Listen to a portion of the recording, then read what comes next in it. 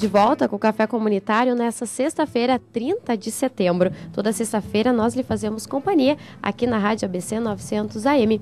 Hoje a gente fala sobre jovens líderes. E se você tem dúvidas sobre este assunto, pode participar ao vivo aqui do Café. É só ligar para 3586-8975 e fazer a sua pergunta. Estão aqui conosco para responder as nossas dúvidas e perguntas o João Paulo Berkenbrock, que é estudante de odontologia e também vice-presidente do PSDB de Campo Bom. Também temos o Fábio Machado, que é publicitário e sócio da PECOM, o Rafael Stout, que é líder juvenil da comunidade católica, e o Wagner Souza, coordenador da CUFA de Eldorado do Sul e também de Guaíba. A gente vai voltando agora ao nosso bate-papo. A gente estava conversando muito durante o intervalo aqui e agora a gente pode falar um pouco sobre quais são os diferenciais de um jovem líder hoje. A gente estava falando muito sobre essa inquietação que o jovem tem hoje. Para vocês é isso mesmo? O jovem tá muito inquieto? Quais são os diferenciais de hoje que o jovem tem dos outros líderes, né? Hoje eu acredito que cada década e das últimas décadas que a gente teve aqui tiveram fatos marcantes, né? E tiveram tipos de jovens para cada uma delas, né? Começando lá pelos baby boomers, depois todas as gerações que foram subsequentes até a geração Z, que é essa geração que já nasceu com a internet, né? Eles têm muita liberdade, e o que a gente estava conversando justamente é isso. Eles têm tanta liberdade que eles acham que estão sempre com a razão. Eles e um pouco de nós, né? E um pouco de nós. E o que acontece? Essa liberdade ela precisa ser muito bem trabalhada, né? Ela precisa ser muito bem dirigida, na verdade, né? E aí vem o papel dos professores, o papel dos pais, que são os educadores, né? Para conseguir ter um bom proveito, seja numa carreira profissional ou seja na sua vida pessoal, né? Sim. Para ti, Wagner. Bom, para mim, eu também quero analisar uma outra coisa, assim. Se nós analisar o movimento estudantil hoje, ele está bem menor. O movimento no Brasil, que teve bastante impacto, foi nos anos 60. Então, a gente já vê que também nem dá ênfase para isso aí. Por outro lado, nós temos a questão da evasão escolar, entendeu? Que o jovem, ele está bem, assim, bem fora da... Ele não quer mais estudar, por um lado. O número está bem relevante. Essa é uma das questões. Além disso, na minha opinião, concordo com o que o anterior colega falou, que da liberdade, entendeu? Ele se empoderou daquilo de uma forma assim, eu já cresci, já estou preparado para o mundo, tanto que hoje nós temos casais entre 15 e 16 anos, entendeu? Já moram juntos, já auto se sustentam, aí eu volto lá no índice, aí ele já parou de estudar, porque ele já está formado, ele já está trabalhando, ele já tem a profissão. Então ele já montou um projeto de vida que ele vai ser aquilo, pedreiro, a mulher vai ser empregada, doméstica, diarista, enfim. Existe casos disso hoje que a gente vê lá na periferia, lá na comunidade, também nos centros. Sim. Também nos centros. E também eu ressalto também que a juventude, em outros casos, entendeu? Por exemplo, aqui nós já vemos empresários, acadêmicos, entendeu? Também eu me formei agora em matemática, me formando em pedagogia agora e estou fazendo políticas públicas. Então, eu também vejo que em alguns casos existe também que a juventude, por exemplo, o Chaves. Acredito que todo mundo já assistiu Chaves aqui.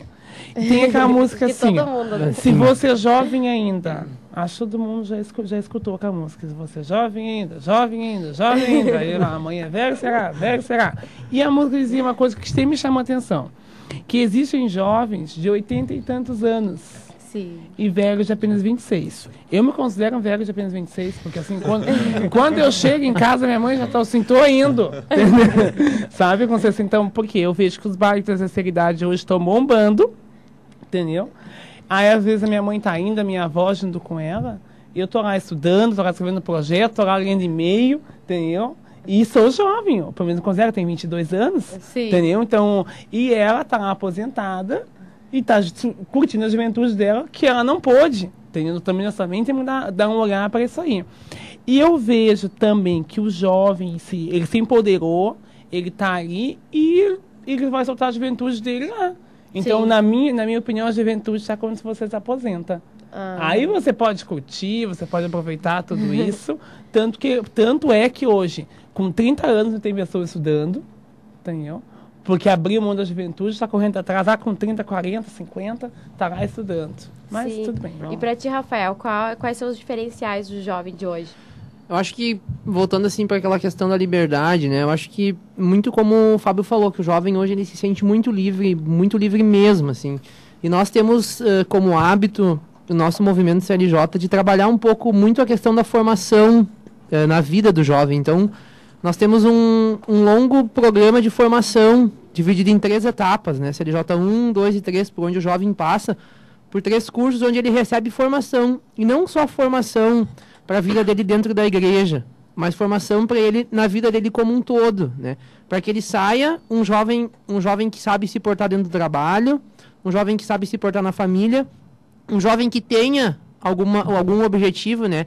Porque como o Wagner falou ali, com 15, 16 anos já constitui uma dita família, que em 80% dos casos se sabe que não vai dar certo, né? Que vai cada um para um lado. Então, nós procuramos trabalhar muito essa questão de que ele use essa liberdade dele, mas uma liberdade formativa, uma liberdade que ele saiba para onde ele quer ir. Sim. Que essa liberdade seja bem usada, né?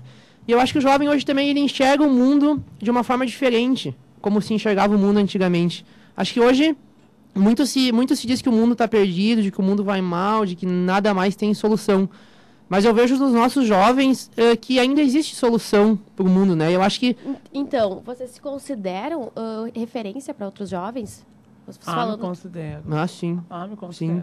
Tu te considera muito? Me considero. Até porque muitos se espelham na gente, né?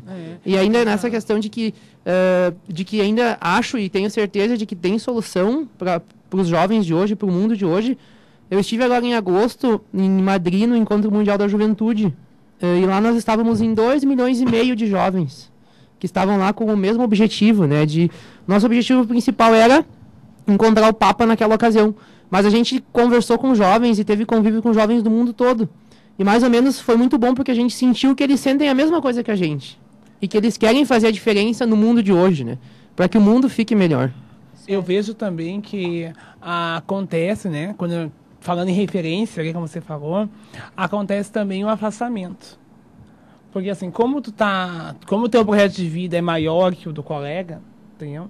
Acredito que todo mundo tinha o seu grupo de amigos lá, de adolescente, desde a época do ensino fundamental, médio, e ele foi distinguindo com aquela amostragem daquele grupo, e hoje você continua com o mesmo número de amigos, mas não são mais os mesmos. Não sei se você concorda comigo.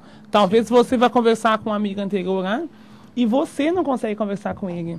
Não tem mais assunto. João, o que tu dá de dicas para outros jovens seguirem o exemplo de vocês? Vocês todos podem responder essa pergunta, né? Pode começar por ti. Eu só antes queria fazer um link aqui rápido que o Fábio e o Wagner fizeram. Eu quero comentar com o Wagner, que os meus amigos devem ter muito felizes que tu comentou do Chaves, né? Mas, assim, o papel do jovem, principalmente na política, eu acho que tu comentaste também que o movimento estudantil hoje está quieto, né? Está calado. Concordo. Talvez por uma falta de uma causa, né? A gente vê no passado a abolição da escravidão, ditadura de 64, como tu comentaste, o próprio movimento dos caras pintados, né? Que derrubou o presidente Collor, diretas já para a redemocratização do país. Então, falta talvez essa causa, mas eu acho que essa causa está bem definida hoje, principalmente na política, que é a corrupção.